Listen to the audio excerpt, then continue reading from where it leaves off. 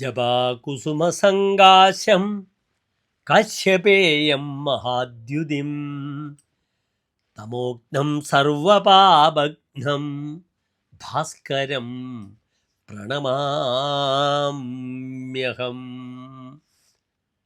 തമോഗ്നം ഇരുട്ടിനെ അകറ്റുന്ന, സർവപാപഘ്നം എല്ലാ പാപങ്ങളെയും നശിപ്പിക്കുന്ന, കാശ്യപേയം കശ്യപകുലത്തിൽ ജനിച്ച മഹാദ്യുതി അങ്ങേയറ്റം പ്രഭാവത്തോടു കൂടിയ ആദിത്യനെ ഭഗവാനെ ഞാനിതാ പ്രണമാമി, ഞാൻ നമസ്കരിക്കുന്നു. നവഗ്രഹത്തിലെ ആദ്യത്തെ ശ്ലോകമാണ് ആദിത്യൻ്റെ. എല്ലാ പ്രിയപ്പെട്ട പ്രേക്ഷകർക്കും ഡോക്ടർ മാരാർജി നമ്മുടെ യൂട്യൂബ് ചാനലിലേക്ക് സ്വാഗതം. നമ്മുടെ ചർച്ച ചെയ്യുന്നു ആദിത്യൻ്റെ കുംഭ രാശിയിലേക്കുള്ള സംക്രമം. എന്നാണ് കുംഭത്തിലേക്ക് ആദിത്യൻ പ്രവേശിക്കുന്നതെന്ന് എൻ്റെ പ്രിയപ്പെട്ട പ്രേക്ഷകർ ആദ്യം മനസ്സിലാക്കുക. 1201 കുംഭമാസം 1-ാം തീയതി, അതായത് 2026 ഫെബ്രുവരി മാസം 13-ാം തീയതി വെള്ളിയാഴ്ച കാലത്ത് 4:05 AM ആ സമയത്തോടു കൂടെയാണ് കുംഭരവി സംക്രമം നടക്കുന്നത്. ഇവിടെ സൂര്യൻ പ്രവേശിക്കുന്നത് ഉത്തരായനത്തിലാണ്. മകരമാസം ഉത്തരായനം ആരംഭിച്ചു. പക്ഷെ മകരവും കുംഭവും സൂര്യൻ്റെ ശത്രുക്ഷേത്രങ്ങളാണ്. സൂര്യൻ്റെ ഏറ്റവും വലിയ ശത്രുവാണ് തൻ്റെ പുത്രനായ ശനി. ശത്രു മന്ദസിതൗ എന്നാണ് വരാഹമിഹിര ആചാര്യൻ പറഞ്ഞിട്ടുള്ള ശ്ലോകം തന്നെ. അതിൻ്റെ ആരംഭം അങ്ങനെയാണ്: ശത്രു മന്ത്രസിതോ സമശിസുതോ മിത്രാണി ശേഷാരവേഹേ. അപ്പോൾ തൻ്റെ ഏറ്റവും വലിയ പരമശത്രുവാണ് സ്വന്തം പുത്രനായ ശനിയും പിന്നെ ശുക്രനും. ഛായാമാർത്താണ്ഡ സംഭൂതം, സൂര്യൻ്റെ ഛായയിൽ നിന്നും ജനിച്ച ഗ്രഹമാണ് ശനി. പക്ഷെ ശനി ആ ദൃഷ്ടി ജനിച്ച ഉടനെ സൂര്യനെ നോക്കുമ്പോൾ തന്നെ സൂര്യൻ്റെ മുഖം കറുത്ത് കരിവാളിച്ചു പോയി. പിന്നെ അദ്ദേഹം സ്വന്തം മകനെ കാണാൻ പോയിട്ടില്ല. ഏതായാലും ഇവിടെ ശത്രുക്ഷേത്രത്തിൽ പ്രവേശിക്കുന്ന സൂര്യൻ കുംഭത്തിൽ എപ്രകാരം മേടൻ രാശി മുതൽ മീനം വരെയുള്ള 12 രാശിക്കാർക്കും ശുഭാശുഭ ഫലങ്ങളെ പ്രദാനം ചെയ്യുന്ന വിഷയമാണ് നാം ചർച്ച ചെയ്യുന്നത്. ഒരു മാസക്കാലമാണ് സൂര്യൻ കുംഭൻ രാശിയിൽ നിൽക്കുന്നത്. ഈ ഒരു മാസക്കാലം എപ്രകാരമായിരിക്കും? കുംഭം രാശിക്ക് 2 പ്രത്യേകതകൾ പറഞ്ഞിട്ടുണ്ട്, നിങ്ങൾ ശ്രദ്ധിക്കണം. കുംഭത്തിന് ഹൃദ്രോഗം എന്നൊരു പേരുള്ള രാശിയാണ് കുംഭൻ. ഹൃദ്രോഗം ആ രാശി ഉണ്ടാക്കുന്ന 2 രോഗങ്ങളാണ്. ഹൃദയ സംബന്ധമായ രോഗങ്ങൾ, മറ്റൊന്നെന്താണ്? ബധിരത്വം, കേൾവിക്ക് ബുദ്ധിമുട്ടുണ്ടാക്കുക. അതിനാൽ ഹൃദയത്തിൻ്റെ കാരകനാണ് സൂര്യൻ. അസ്ഥിയുടെയും ഹൃദയത്തിൻ്റെയും കാരകനാണ്. ഹൃദ്രോഗം ചിന്തിക്കണമെങ്കിൽ സൂര്യൻ ദുർബലമായിട്ട് ജാതകത്തിൽ വേണം. 10-ാം ഭാവത്തിൽ സൂര്യൻ ബലവാനായിട്ടുള്ള ഒരു മെഡിക്കൽ സ്റ്റുഡൻസ്, അദ്ദേഹം വലിയ കാർഡിയോളജിസ്റ്റാവും, ഹൃദ്രോഗ വിദഗ്ധനാവും അദ്ദേഹത്തിൻ്റെ ജാതകത്തിൽ. എത്രയോ ജാതകങ്ങൾ ഞാൻ നിർണയിച്ചിട്ടുണ്ട് അപ്രകാരം. ഇവിടെ സൂര്യൻ കുംഭൻ രാശിക്കാർക്ക് എപ്രകാരം ശുഭാശുഭ ഫലങ്ങളെ പ്രദാനം ചെയ്യുന്ന വിഷയമാണ് നാം ചർച്ച ചെയ്യുന്നത്. കുംഭത്തിലെ സൂര്യൻ്റെ ആശ്രയ ഫലവും എൻ്റെ പ്രിയപ്പെട്ട പ്രേക്ഷകർ അറിയണം. ദുഃഖാർത്തോ വിദനഃ അടനഃ അനിർദരതിഹി തീഷ്ണശ്ച കുംഭേ സ്ഥിതൗ.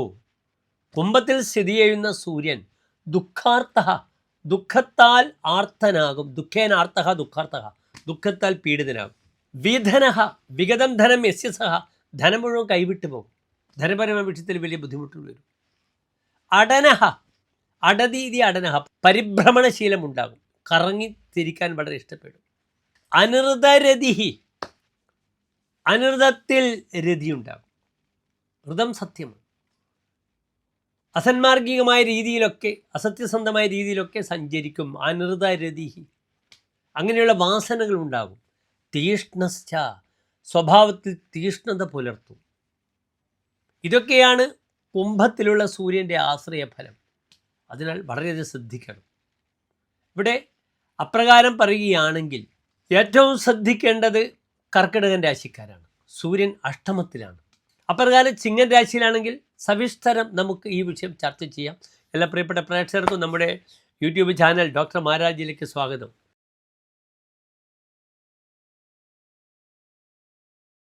ചിത്ര നക്ഷത്രത്തിൻ്റെ അവസാനത്തെ 30 നാഴിക, ചോതി വിശാഖ നക്ഷത്രത്തിൻ്റെ ആദ്യത്തെ 45 നാഴിക വരുന്ന 2.25 നക്ഷത്ര സമൂഹം. കുംഭൻ രാശിയിൽ സൂര്യൻ നിൽക്കുന്നുണ്ട്. അത് തുലാം രാശിക്കാരെ സംബന്ധിച്ചോളം എത്രാമത്തെ ഭാവമാണ്? 5-ാമത്തെ ഭാവമാണ്. ഏത് ഭാവത്തിൻ്റെ അധിപനാണ് തുലാം രാശിയെ സംബന്ധിച്ചോളം സൂര്യൻ? അതിശക്തമായി 11-ാം ഭാവത്തിൻ്റെ അധിപനാണ്, 11-ാം ഭാവാധിപനാണ്. 11-ാം ഭാവം നിൽക്കുന്നത് എവിടെയാണ്? 5-ാം ഭാവത്തിലാണ്. 5-ാം ഭാവത്തിൽ പാപഗ്രഹമായ സൂര്യൻ നിൽക്കുന്നത് നല്ലതാണോ? നല്ലതല്ല. അതും കുംഭൻ രാശിയിൽ നല്ലതാണോ? അല്ല. ഈ ലാഭാധിപനായ സൂര്യൻ 5-ാം ഭാവത്തിൽ നിൽക്കുമ്പോൾ ഏതെല്ലാം ഭാവങ്ങൾക്ക് ബുദ്ധിമുട്ടുണ്ടാക്കും? ലാഭാധിപൻ ലാഭത്തിലേക്ക് നോക്കുന്നുണ്ട്. അപ്പോൾ ആ ഭാവങ്ങൾക്കൊക്കെ നല്ലതാണ്. എന്താണ് ലാഭഭാവം? സർവാഭീഷ്ടാഗമ, താൻ ആഗ്രഹിച്ചൊക്കെ നേടലാണ്. ജ്യേഷ്ഠഭ്രാത ജാത നിജാത്മ, തൻ്റെ ജ്യേഷ്ഠ സഹോദരങ്ങളാണ്. നിജാത്മജ, ഒരു വ്യക്തിയുടെ മക്കളുടെ മക്കളാണ്. വാമകർണോർത്ഥലാഭശ്ച, വാമകർണമാണ്, ഇടത്തെ ചെവിയാണ്. അർത്ഥലാഭം, ധനലാഭമാണ്. ഇവിടെ സൂര്യൻ നിൽക്കുന്നത് 5-ൽ നിൽക്കുമ്പോൾ അത്ര നല്ല ഫലം പറഞ്ഞിട്ടില്ല, പ്രത്യേകിച്ച് കുംഭൻ രാശിയിൽ. അസുതോ ധനവർജിത സ്ത്രികോണേ എന്നാണ് ഹോരാചാര്യർ പറഞ്ഞിരിക്കുന്നത്. അസുത, സന്താനങ്ങളെ ക്ലേശങ്ങൾ ഉണ്ടാവുക, സന്താനങ്ങൾക്ക് നാശനഷ്ടങ്ങൾ ഉണ്ടാവുക. ധനവർജിത, ധനം കൈവിട്ടു പോവുക. ഈ 2 ഫലങ്ങളാണ് ഹോരാചാര്യർ പറഞ്ഞിരിക്കുന്നത്. ഇവിടെ 5-ാം ഭാവത്തിൽ പാപഗ്രഹമായ സൂര്യൻ നിൽക്കുമ്പോൾ സന്താന സംബന്ധിച്ച വിഷയങ്ങൾ ധാരാളം ഉണ്ടാകും.